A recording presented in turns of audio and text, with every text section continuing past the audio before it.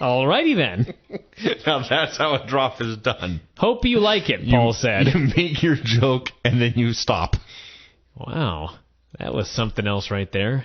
I can always hear the mouse clicks here really loud in this room, too, now. I know everyone can hear that. Oh, Oh, sorry. Huh?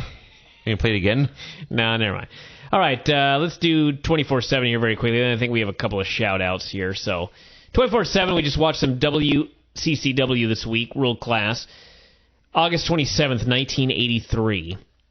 Open up with Superstar. Not Super Sock, Superstar. Jose Lothario and Chris Adams. All the girls scream for Chris. Lothario looked like one of those old Mexican workers who's got a thick body, gut sucked in, tights pulled up really high. Yes.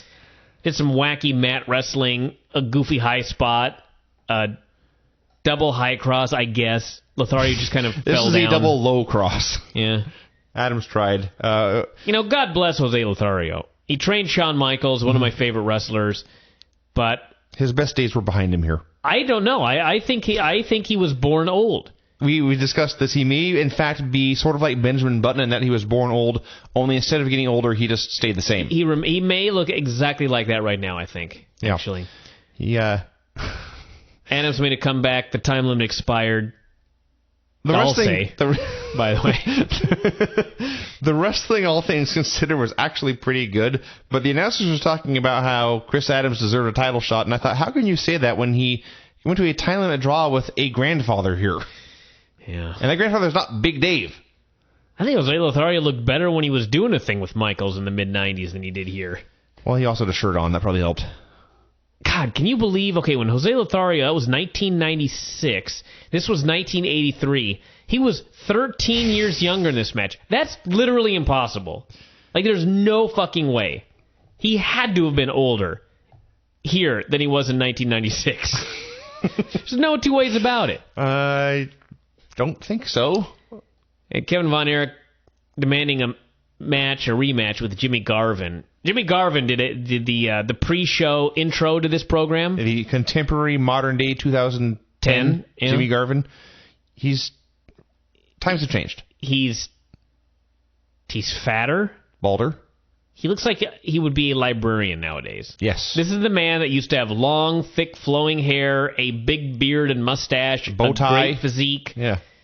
It was something else, let me tell you. This is why, part of why when Brett appeared on Raw and people were knocking his appearance, I thought, think about what wrestlers look like 10 years after they retire. Yeah. And this is what you get.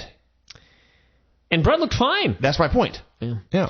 So anyway, they showed clips of a match where Sunshine sprayed some stuff in David's face, allowing Garvin to get the pin. Sorry.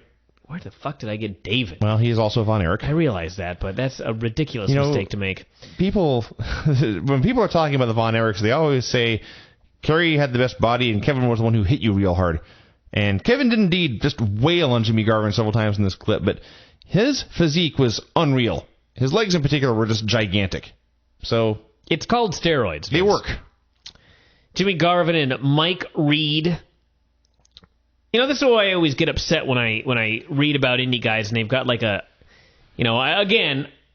have nothing against Bobby Fish, okay? I have nothing against the guy, all right? But the name, Bobby Fish, okay?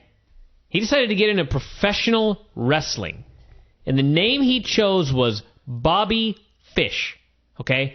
When I hear that name, I think of Mike Reed, a complete jobber out of World Class Championship Wrestling in 1983.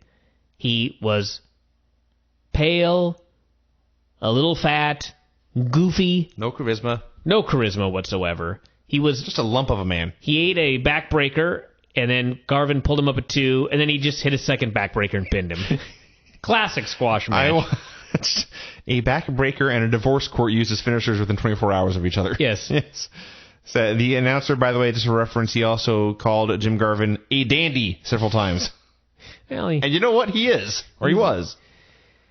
And then they had Kevin Von Erich hit the ring, and Garvin charged at him. Von Erich backdropped him, and then celebrated with his, I think it was American Heavyweight Championship, but yes. Regardless, of note, Kevin Von Erich in his street clothes, still barefoot. Yes, he may not have ever owned shoes in his life. Yeah.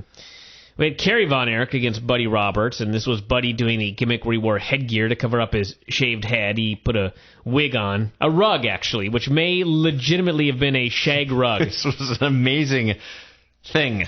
Hairpiece, rug, carpet. I don't know what it was, but it actually did, in fact, resemble a legitimate rug that you put in your home, in fact. So they had a match, and the fans were chanting, "We want the wig." And by we, crowd, I mean very young girls. And they had a match. Kerry appeared sober, which is a plus. Won with a rolling reverse cradle. And then Michael Hayes hit the ring to whip the shit out of him with a belt. And then Kerry fought them both off. It's fine. Yeah, I wrote down almost nothing about this, so clearly I was not very moved. I do recall that, they wanted to see the wig torn off, and so Kerry did a head scissors for a long time, and this got heat because people thought he's, cranking the man's head with his legs. Maybe the wig will come off. It didn't. And by the way, I always love the wig haircutting angles, especially ones that were done better than ours, where the guy gets shaved, he puts on a wig and headgear, and you remember months ago we were talking about the same thing. Now, I realize they only put like one episode on 24/7 each month, but still we're looking at like a number of weeks. You will grow hair in a month. You'd think. You will not be totally bald. Apparently not if you're a wrestler. Unless, yes. Angles never grew back, in fact. Well, there's that. So then we had Bruiser Brody against Boris Zurkov. Not Zukov. Zurkov, as in Jerkov. He was a Russian, of course.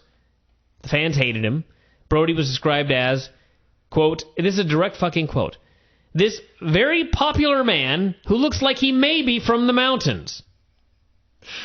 The world-class announcer was just the man. There's no other way to say it. Fans loved Brody. Zurkov was a fine heel. Ended up outside. Brody waffled him with a chair shot to the side and the arm. And ref was standing right there, didn't give a shit. And then Brody tied him in the ropes, killed him with a running big boot, slammed him, hit the King Kong knee drop for the pin, and a fabulous beating there at the end. Yes. And this is a fun show.